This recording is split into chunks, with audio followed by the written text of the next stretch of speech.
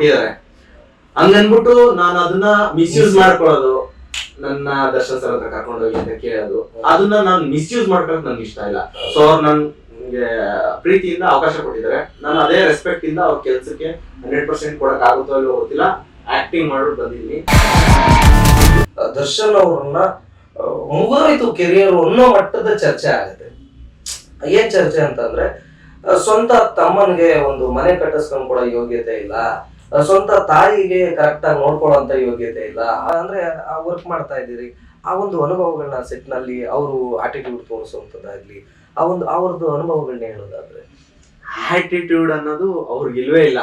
ಆಮೇಲೆ ಇನ್ನೊಂದು ಏನ್ ಹೇಳ್ಬೇಕು ಅಂದ್ರೆ, ದಿನಕರ್ ಸರ್, ಜಯಣ್ಣ ಅವ್ರ ಪ್ರೊಡಕ್ಷನ್, ವಿರಾಟ್ ಅವ್ರ ಹೀರೋ, ಅವ್ರಿಗಿರೋ ಒಂದು ನೇಮ್ ಫೇಮ್ಗೆ ನನ್ನ ಕ್ಯಾರೆಕ್ಟರ್ಗೆ ಯಾರನ್ನ ಬೇಕಾದ್ರೆ ತರ್ಬೋದಾಗಿತ್ತು. ಬಟ್ ಅವ್ರಿಗೆ ಆಗ್ಲಿಂದನೂ ಹೊಸೊಬ್ರಿಗೆ ಅವಕಾಶ ಕೊಡ್ಬೇಕು ಅನ್ನೋದೊಂದು ಇದೆಯಲ್ಲ, ಅದರಿಂದ ನನ್ನಂತವನ್ಗೆ ಕರೆದು ಅವಕಾಶ ಕೊಟ್ಟಿದ್ದು. ಸೊ ಅದಾದ್ಮೇಲೆ ನಾನು ಫಸ್ಟ್ ಟೈಮ್ ಅವ್ರನ್ನ ಮೀಟ್ ಮಾಡಕ್ ಹೋದಾಗ ನೆವರ್ ಎಕ್ಸ್ಪೆಕ್ಟೆಡ್, ಕುತ್ಕೊಂಡು ಎಷ್ಟು ಚೆನ್ನಾಗಿ ಮಾತಾಡ್ಸಿದ್ರು ಅಂದ್ರೆ, ಇವ್ರ ಹತ್ರ ನಿಜವಾಗ್ಲೂ ಇವತ್ತಿಗೂ ನಂಗೆ ನಂಬಕ್ ಆಗ್ತಿಲ್ಲ ಇವ್ರು ಆಕ್ಷನ್ ಕಟ್ ಹೇಳಿದ್ರ ನನ್ಗೆ. ಆಮೇಲೆ ಅವ್ರಿಗೆ ಆಟಿಟ್ಯೂಡ್ ಅನ್ನೋದು ನೋ, ಫ್ರೆಂಡ್ಲಿಯಾಗಿ ಮಾತಾಡ್ತಾರೆ, ಆರಾಮಾಗಿರ್ತಾರೆ, ಖುಷಿಯಾಗಿರ್ತಾರೆ, ಫೋನ್ ಮಾಡ್ತಾರೆ, ಫೋನ್ ಮಾಡ್ಬಿಟ್ಟು ಯಾವ್ಯಾವ ಸಿನಿಮಾ ಮಾಡ್ತಿದ್ಯಾ ಅಂತಾರೆ.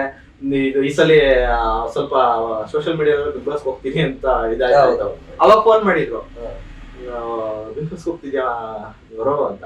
ಇಲ್ಲ ಸರ್ ಸುಳ್ಳು, ಯಾವ ಸಿನಿಮಾ ನೋಡ್ತೀವಿ ಈ ತರ. ರಾಯಲ್ ಬಂದ್ಮೇಲೆ ಬಿಸಿ ಆಗ್ತೀಯ ಅನ್ಕೊಂಡೆ, ಮುಂಚೆನೆ ಬಿಸಿ ಆಗಿದ್ಯಾ, ವೆರಿ ಗುಡ್ ವೆರಿ ಗುಡ್, ಚೆನ್ನಾಗಿ ಹೋಗಮ್ಮ, ಚೆನ್ನಾಗಾಗ್ಲಿ. ಯಾರು ಮಾಡ್ತಾರೆ ಅದನ್ನ? ಒಬ್ಬ ಬಿಗ್ ಡೈರೆಕ್ಟರ್, ಸ್ಯಾಂಡಲ್ವುಡ್. ನಿಮ್ಗೆ ಅನ್ಸ್ತದ ಅವ್ರಿಗೆ ಇದೆ? ತುಂಬಾ ಫ್ರೆಂಡ್ಲಿ. ಇನ್ನು ದರ್ಶನ್ ಅವ್ರನ್ನ ಯಾವತ್ತಾದ್ರೂ ಭೇಟಿ ಆಗುವಂತದ್ದು ಅಂದ್ರೆ ಈ ಒಂದು ಸರ್, ನಾನು ಇವಾಗ ದಿನಕರ್ ಸರ್ ನನ್ನ ಕರೆದು ಅವಕಾಶ ಕೊಟ್ಟಿದ್ದಾರೆ, ಹಂಗನ್ಬಿಟ್ಟು ನಾನು ಅದನ್ನ ಮಿಸ್ಯೂಸ್ ಮಾಡ್ಕೊಳ್ಳೋದು, ನನ್ನ ದರ್ಶನ್ ಸರ್ ಹತ್ರ ಕರ್ಕೊಂಡೋಗಿ ಅಂತ ಕೇಳೋದು, ಅದನ್ನ ನಾನು ಮಿಸ್ಯೂಸ್ ಮಾಡ್ಕೊಳಕ್ ನನ್ಗೆ ಇಷ್ಟ ಇಲ್ಲ. ಸೊ ಅವ್ರು ನನ್ಗೆ ಪ್ರೀತಿಯಿಂದ ಅವಕಾಶ ಕೊಟ್ಟಿದ್ದಾರೆ, ನಾನು ಅದೇ ರೆಸ್ಪೆಕ್ಟ್ ಇಂದ ಅವ್ರ ಕೆಲ್ಸಕ್ಕೆ 100% ಕೊಡಕ್ ಆಗುತ್ತೋ ಇಲ್ಲೋ ಗೊತ್ತಿಲ್ಲ, ಆಕ್ಟಿಂಗ್ ಮಾಡ್ಬಿಟ್ಟು ಬಂದಿದ್ದೀನಿ. ಅವ್ರು ನನ್ನ ಜೊತೆ ಚೆನ್ನಾಗಿದ್ದಾರೆ ಅನ್ನೋ ಒಂದು ಕಾರಣಕ್ಕೆ ನಾನು ಅವ್ರ ಹತ್ರ ಕೇಳಿ ನನ್ನ ಕರ್ಕೊಂಡೋಗಿ ಈ ತರ ಮಿಸ್ಯೂಸ್ ಮಾಡ್ಕೊಳಕ್ ನನ್ಗೆ ಇಷ್ಟ ಇಲ್ಲ. Yes sir. ಇನ್ನು ಸೋಷಿಯಲ್ ಮೀಡಿಯಾದಲ್ಲಿ ಒಂದು ದೊಡ್ಡ ಚರ್ಚೆ ಆಗತ್ತೆ. ಯಾವ ಲೆವೆಲಿನ ಚರ್ಚೆ ಅಂತಂದ್ರೆ, ದರ್ಶನ್ ಅವ್ರನ್ನ ಮುಗಿದೋಯ್ತು ಕೆರಿಯರ್ ಅನ್ನೋ ಮಟ್ಟದ ಚರ್ಚೆ ಆಗತ್ತೆ. ಏನ್ ಚರ್ಚೆ ಅಂತಂದ್ರೆ, ಸ್ವಂತ ತಮ್ಮನಿಗೆ ಒಂದು ಮನೆ ಕಟ್ಟಿಸ್ಕೊಂಡ್ ಕೊಡೋ ಯೋಗ್ಯತೆ ಇಲ್ಲ, ಸ್ವಂತ ತಾಯಿಗೆ ಕರೆಕ್ಟ್ ಆಗಿ ನೋಡ್ಕೊಳ್ಳೋಂತ ಯೋಗ್ಯತೆ ಇಲ್ಲ, ಹಾಗೆ ಹೀಗೆ ಇನ್ನೊಂದು ಮತ್ತೊಂದು ಅನ್ನೋದು.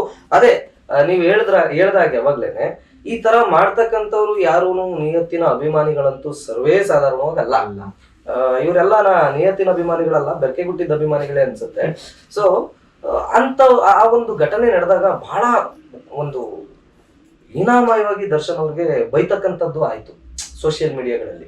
ಅಭಿಮಾನಿಗಳು ಯಾವತ್ತೂ ಕೈ ಬಿಡಲ್ಲ ಬಿಡಿ, ಅದು ಬೇರೆ ಲೆವೆಲ್.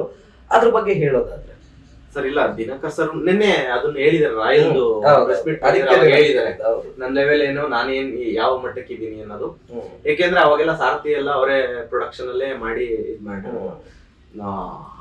ಅದನ್ನ ಈಗ ತುಂಬಾ ಚೆನ್ನಾಗೇ ಇದಾರೆ ದಿನಕರ್ ಸರ್. ಅದು ಎಲ್ಲೋ ಒಂದ್ ಫ್ಲೋರ್ ಬೇರೆ ಏನೋ ಒಂದು ಯಾವಾಗ್ಲೂ ಹೇಳಿರೋದನ್ನ ಈಗ ತಂದ್ಬಿಟ್ಟು ಮಾತಾಡ್ತಾರೆ ಅಂದ್ರೆ ಅದು ನಾನ್ ಏನು ಹೇಳಕ್ಕಾಗಲ್ಲ. ಯಾಕೆಂದ್ರೆ ಕೆಲವೊಬ್ರಿಗೆ ಏನಾದ್ರು ಸಿಗ್ಲಿ ಅಂತ ಕಾಯ್ತಾ ಇರ್ತಾರೆ. ಯಾರು ಹೇಟರ್ಸ್ ಗಳು ಅಲ್ಲ ಅವರು, ಸುಮ್ನೆ ಏನೋ ಒಂದು ಸಂದಿಗ್ಧ ತಮಾಷೆ ನೋಡುವಂತ ಕೆಟ್ಟ ಮನಸ್ಥಿತಿಗಳು.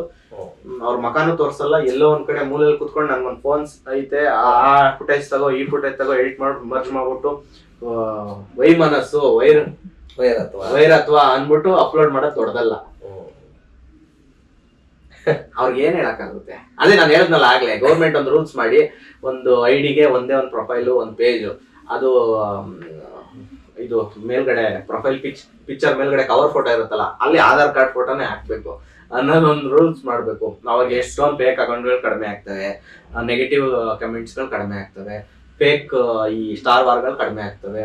ಆಮೇಲೆ ಇನ್ನೊಬ್ರಿಗೆ ಇನ್ನ ಮನ್ವಾಗ ಅನ್ನೋದು ಕೆಟ್ಟದಾಗಿ ಎಡಿಟ್ ಮಾಡ್ಬಿಟ್ಟು ಪೋಸ್ಟ್ ಮಾಡೋದು ಇದು ಕಡಿಮೆ ಆಗ್ತವೆ.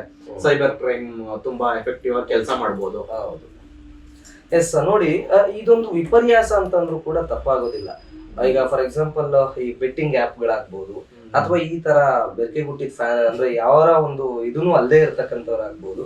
ಇವ್ರುಗಳದೆಲ್ಲ ಹೆಂಗಪ್ಪ ಅಂತಂದ್ರೆ ಏನು ಬೆಟ್ಟಿಂಗ್ ಗಳಿಗೂ ಇವ್ರಿಗೂ ಏನು ಏನಂತಾರೆ ಭೇದ ಭಾವನೆ ಇಲ್ಲ, ಇಬ್ರು ಒಂದೇ ಕ್ಯಾಟಗರಿನೇ ಸೇರುತ್ತೆ. ಇದಕ್ಕೆ ಕಾನೂನು ಅಂತಕ್ಕಂಥದ್ದು ಎಚ್ಚೆತ್ಕೊಂಡು ಈಗ ನೋಡಿ ಸೋಷಿಯಲ್ ಮೀಡಿಯಾ ಇನ್ಫ್ಲೂಯೆನ್ಸರ್ಗಳ ಮೇಲೆ ಬರುತ್ತೆ. ಇವನ್ ಟಾಕ್ಸ್ ನೀನೇನೋ ಬೆಟ್ಟಿಂಗ್ ಗಳನ್ನ ಪ್ರಮೋಷನ್ ಮಾಡ್ತಾ ಇದೀಯ ಅಂತ ಆ ನನ್ ಮಗನೇ ಕುತ್ಕೊಂಡು ಆಡ್ತಾ ಇರ್ತಾನೆ, ಹೇಳ್ದವನೇ ಆಡ್ತಾ ಇರ್ತಾನೆ, ಅದು ಬೇರೆ ಪ್ರಶ್ನೆ. ಆದ್ರೆ ಹಿಂಗ್ ಹೇಳೋದು ಬರ್ತಾ ಇರುತ್ತೆ. ಇನ್ನೊಂದ್ ಕಡೆಗೆ ನಾನು ಆ ಹೀರೋ ಫ್ಯಾನು ಈ ಹೀರೋ ಫ್ಯಾನು ಅಂತ ಅಂದ್ಬಿಟ್ಟು ತಂದಿಡುವಂತವ್ರು ಒಂದ್ ಕಡೆ ಬರ್ತಾರೆ. ಇದಕ್ಕೆ ಸರ್ಕಾರದವರು ಒಂದು ಒತ್ತು ಕೊಟ್ಟು ಅಲ್ಲಿಂದನೇ ಬ್ಯಾನ್ ಮಾಡ್ತಾ ಬಂದ್ರೆ ಸೋಷಿಯಲ್ ಮೀಡಿಯಾ ಇನ್ಫ್ಲೂಯೆನ್ಸರ್ಗಳಿಗೆ ಇದೇನು ಪ್ರಾಬ್ಲಮ್ ಆಗುತ್ತೆ ಸರ್? ಅಂದ್ರೆ ಈಗ ನೀವು ನೆಗೆಟಿವ್ ಕಮೆಂಟ್ಸ್ ಗಳು ಅನ್ನೋದನ್ನ ತಗೊಂಡ್ರೆ ನಮ್ಗಿಂತ ಹೆಚ್ಚಾಗಿ ಪೊಲಿಟಿಷಿಯನ್ಸ್ ಗಳ ಮೇಲೆ ಕೆಳಗಡೆ ಕಮೆಂಟ್ಸ್ ಗಳು ನೆಗೆಟಿವ್ ಹೆವಿ ಬಂದಿರ್ತದೆ. ಅವ್ರು ಅದನ್ನೆಲ್ಲ ಓದಕ್ ಹೋಗ್ತಾರ, ಟೈಮ್ ಇರುತ್ತಾ? ಇಲ್ಲ. ಅದಕ್ಕೆ ಅವ್ರು ತಲೆ ಕೆಡಿಸ್ಕೊಳಲ್ಲ. ನಮ್ಗೆ ಇನ್ನೇನು ಮಾಡಕ್ ಬೇರೆ ಕೆಲಸ ಇಲ್ಲ ಇದ್ದಾಗ ಯಾರ್ಯಾರು ಕಮೆಂಟ್ಸ್ ಹಾಕೋರೆ, ನೆಗೆಟಿವ್ ಕಮೆಂಟ್ಸ್ ಪಾಸಿಟಿವ್ ಕಮೆಂಟ್ಸ್ ಓದ್ತಾ ಕುತ್ಕೊಂಡಿರ್ತೀವಿ.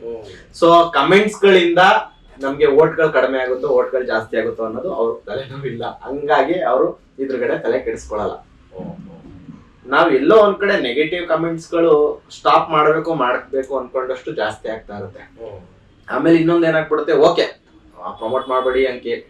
ಈಗ ನಾನ್ ನಿಮ್ ವಿಡಿಯೋಗಳನ್ನ ತುಂಬಾ ನೋಡ್ತಾ ಇರ್ತೀನಿ, ತುಂಬಾ ಇಷ್ಟಪಟ್ಟು ನೋಡ್ತಾ ಇರ್ತೀನಿ. ನೀವೆಲ್ಲ ಒಂದ್ ಕಡೆ ಹೇಳೋದಾಗ ಈಗ ನಾನ್ ಇಂಟೆನ್ಷನಲಿ ಮಾಡಿದ್ದಲ್ಲ, ನಾನ್ ತಪ್ಪು ಮಾಡಿದೀನಿ ಅಂದಾಗ ನೀವ್ ಹೇಳೋದ್ರಲ್ಲಿ ಮಾಡ್ಬೇಡಪ್ಪ ಅದನ್ನ. ಓಕೆ, ನಾನ್ ಮಾಡ್ತಾ ಇಲ್ಲ ಅದನ್ನ. ಒಂದ್ಸಲಿ ಮಾಡಿ ಅದು ಎಲ್ಲಾ ಕಡೆ ಇವರೇ ಹಾಕೊಂಡು ಪ್ರಮೋಟ್ ಮಾಡ್ತಾ ಇದಾರೆ. ಈಗ ನಾನು ಅದನ್ನ ಸ್ಟಾಪ್ ಮಾಡಕ್ ಆಗಲ್ಲ. ಅವ್ರ ಕೊಟ್ಟಿದ್ ಕಮಿಟ್ಮೆಂಟ್ ನಾನ್ ಆಕ್ಟ್ ಮಾಡ್ಲಿಲ್ಲ, ಅರ್ಧ ಕೈ ಬಿಟ್ಟು ಬಂದೆ. ಅದೊಂದು ರಿವೆಂಜ್ ಅಲ್ಲಿ ಅವ್ರು ಎಲ್ಲಾ ಕಡೆ ಹಾಕೊಂಡ್ ಬೇರೆ. ನನ್ ಕೈಲಿ ಇಲ್ಲ ಅದು. ಇವಾಗ ನಾನು ಏನಾದ್ರು ಮಾಡ್ಬೋದು ಅಂದ್ರೆ ಕ್ಷಮೆ ಕೇಳ್ಬೋದು ಅಷ್ಟೇ ಹೊರತು ಬೇರೆ ಇನ್ನೇನು ಮಾಡಕ್ಕಾಗಲ್ಲ. ಅವ್ರಿಗೆ ನಾನ್ ನಿಮ್ಗೆ ಹೇಳೋದು ಮಾಡ್ಬೇಡಿ ಅಂತ ಹೇಳೋದು ಕರೆಕ್ಟ್ ಇರುತ್ತೆ. ಹಂಗನ್ಬಿಟ್ಟು ಕೆಟ್ಟದಾಗಿ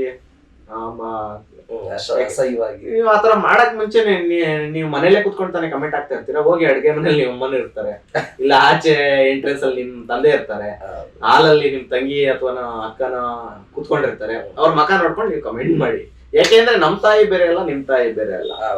ಎಲ್ಲಾ ನಾವು ಗೌರವ ಕೊಡುವಂತ ಒಂದು ಧರ್ಮದಲ್ಲಿ ನಾವು ಇರೋದು, ಆ ಒಂದು ಸಮಾಜದಲ್ಲಿ ನಾವು ಇರೋದು. ಸೊ ಅಂತ ಕೆಟ್ಟ ಮನಸ್ಥಿತಿನಿ ಇಟ್ಕೊಂಡು ಕಮೆಂಟ್ ಮಾಡ್ತಾ ಇದ್ರೆ ಅಂದ್ರೆ ನಾನು ಅದಕ್ಕೆ ರಿಯಾಕ್ಟ್ ಮಾಡಕ್ ಹೋಗಲ್ಲ. ಇನ್ನು ಕಡೆಯದಾಗಿ ನಮ್ಮ ದರ್ಶನ್ ಅವರ ವಿಚಾರ ಅಂತ ತಗೊಂಡ್ಬಿಡೋಣ. ಮತ್ತೆ ರಿಲೀಸ್ ಅಂದ್ರೆ ಪೂರ್ಣ ಪ್ರಮಾಣದ ಒಂದು ಬೇಲ್ ಏನ್ ಸಿಕ್ತು, ಆಗ ಇಡೀ ಕರ್ನಾಟಕದಲ್ಲಿ ದರ್ಶನ್ ಅವರ ಫ್ಯಾನ್ಸ್, ಕರ್ನಾಟಕನೇ ಅಂತಲ್ಲ ಆಲ್ ಓವರ್ ಇಂಡಿಯಾದಲ್ಲಿ ದರ್ಶನ್ ಅವರ ಫ್ಯಾನ್ಸ್ಗಳು ಒಂದು ಸಂಭ್ರಮ ಪಟ್ಟಂತದ್ದು, ಖುಷಿ ಪಟ್ಟಂತದ್ದು ಬೇರೆ ಯಾರು ಪಡ್ಲಿಕ್ಕೆ ಸಾಧ್ಯನೇ ಇಲ್ಲ. ಆ ಲೆವೆಲಿನ ಒಂದು ಅವರು ತಂದೆ ತಾಯಿ ಅಂದ್ರೆ ಬರ್ಡೇ ಸಮಯದಲ್ಲೂ ಅಷ್ಟು ಖುಷಿ ಪಡ್ತಾರೋ ಇಲ್ಲೋ ಗೊತ್ತಿಲ್ಲ, ಅಥವಾ ಯಾವ್ದೋ ಒಂದು ಹಬ್ಬದಲ್ಲಿ ಹರಿದಿನಗಳಲ್ಲಿ ಆ ತರ ಖುಷಿ ಪಡ್ತಾರೋ ಇಲ್ಲೋ ಗೊತ್ತಿಲ್ಲ. ಇವರು ಪೂರ್ಣ ಪ್ರಮಾಣದ ಬೇಲ್ ಸಿಕ್ತು ಅಂದಿದ ತಕ್ಷಣ ಅದು ಎಕ್ಸ್ಟ್ರೀಮ್ ಲೆವೆಲ್ಗೆ ಖುಷಿ ಹೋಗುತ್ತೆ. ಸೊ ನೀವು ಒಬ್ರು ಅಭಿಮಾನಿ, ಅವತ್ತಿನ ದಿನ ನಿಮ್ಗೆ ಏನ್ ಅನ್ನಿಸ್ತಾ ಇತ್ತು? ಟಿವಿ ನೋಡ್ತಾ ಇದ್ರಿ? ಇಲ್ಲ, ಶೂಟ್ ಅಲ್ಲಿ ಇದ್ದೆ ನಾನು. ಸಡನ್ ಆಗಿ ನಮ್ಮ ಸ್ಟಿಲ್ ಫೋಟೋಗ್ರಾಫರ್ ಅಲ್ಲ ನಮ್ಮ ಮೇಕಪ್ ದರ್ಶನ್ ಅಂತ ಇದಾರೆ, ಅವನು ಡಿ ಬಾಸ್ ಅಂತ ಟ್ಯಾಟೂ ಹಾಕ್ಸ್ಕೊಂಡಿದ್ದಾನೆ. ಅವನು ಹೆವಿ ಫ್ಯಾನು. ಅವ್ನು ನಾನ್ ಫ್ಯಾನ್ ಅಂತ ಗೊತ್ತಲ್ಲ, ಬಯ್ಯಾ ಬೇಲಾಗೋಯ್ತು ಬಯ್ಯ ಬಂದ. ಹಂಗ ಹೇಳಿದ್ಮೇಲೆ ನಾನು ಏನ್ ಫುಲ್ ಬೇಲಾಯ್ತು. ಇನ್ನ